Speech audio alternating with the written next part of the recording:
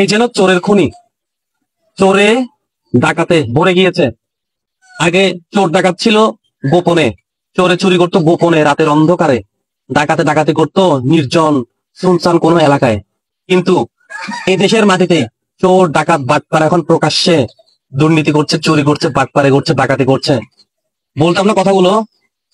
এই যে মেধাবী সন্তানেরা, মেধাবী ভাইয়েরা রাস্তায় নেমে আন্দোলন করতেছে কিসের জন্য? কোটা বিরোধী আন্দোলন। কোটা, মুক্তিযোদ্ধা কোটা, মহিলা কোটা, উপজাতি কোটা, পোষ্য কোটা, যখন দুর্নীতি ঢুকে যাবে রন্ধ্রে রন্ধ্রে, ঘুষের বিনিময়ে চাকরি হবে, তখন কোটা, কোটা কি কাজে আসবে আপনারাই বলুন? কোটা কি কখন কোনো মূল্যায়ন হবে? কোটা দিয়ে সে আসলো আর কি লিস্টে, কিন্তু টাকার বিনিময়ে যখন দুর্নীতিগ্রস্ত যে ক্লাসের লাস্ট বেঞ্চের স্টুডেন্ট, যার মামা আছে, খালু আছে, খালা আছে, যার একটা টেলিফোন আছে, যার কিছু টাকা আছে, সে কি করতেছে? ওই মেধাবী এবং কোটাওয়ালা ছাত্রছাত্রীদের পিছনে ফেলে সেই চাকরিটা পাচ্ছে। কিন্তু দিন শেষে বদনামি হচ্ছে কে? দিন শেষে এই যে কালো তকমা মাথা নিচ্ছে কি? ওই কোটাওয়ালা ছেলেটি। এটা কি আপনারা চিন্তা করতেছেন না? এটা কি আপনাদের মাথায় আসে না? এই যে দেখুন, বিসিএস প্রিলি রিটেন সহ এজন্য শস্যের ভেতরে এবার ফাঁস হলো সরকারি কর্ম কমিশন পিএসসির নিয়োগ পরীক্ষার প্রশ্ন ফাঁসকের মাস্টার মাইন্ড কর্ম কমিশনের কর্মকর্তা। তো এবার আপনারাই বলুন, কোটা কি কোনো কাজে আসতেছে? কি কাজে আসতেছে? টাকা, দুর্নীতি। নিজের বিবেককে যখন প্রশ্ন করবেন, আপনারা ছাত্ররা যারা আন্দোলন করতেছেন, আমার ভাইয়েরা, আমার ছোট ভাইয়েরা, বন্ধুরা আন্দোলন করতেছেন, সাধুবাদ জানাই।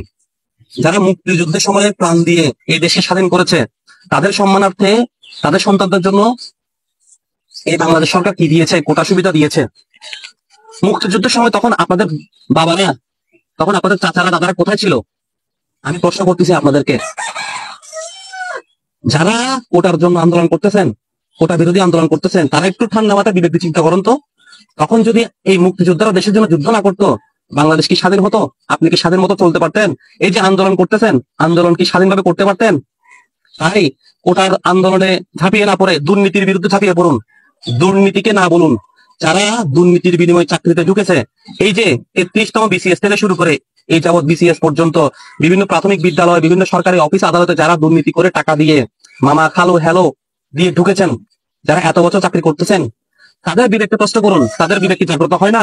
এই দুর্নীতি দিয়ে আমি যে এত লক্ষ লক্ষ টাকা দিয়ে চাকরিতে জয়েন করেছি, আমার ইনকামটা কি হালাল হচ্ছে না হারাম হচ্ছে? আমি যে দিন শেষে এই অর্থ দিয়ে ঘরে বাজার নিয়ে যাচ্ছি, সন্তানের মুখে হাসি ফোটানোর জন্য তাকে বিভিন্ন জিনিস কিনে দিচ্ছি, তার উচ্চ পড়ালেখার জন্য তাকে বিদেশে পাঠাচ্ছি, কিসের টাকায়? নিজের বিবেককে একটু প্রশ্ন করুন না। আমরা শুধু কোটা বিরোধী আন্দোলন করতেছি, কিন্তু এই জিনিসগুলোর কথা তো কেউ বলছি না। আমরা কেন বলছি না? প্রশ্ন আপনাদেরকে করে দিলাম, প্রশ্ন আপনাদের মুখে ছুড়ে দিলাম। আপনারাই আপনাদের বিবেককে প্রশ্ন করুন।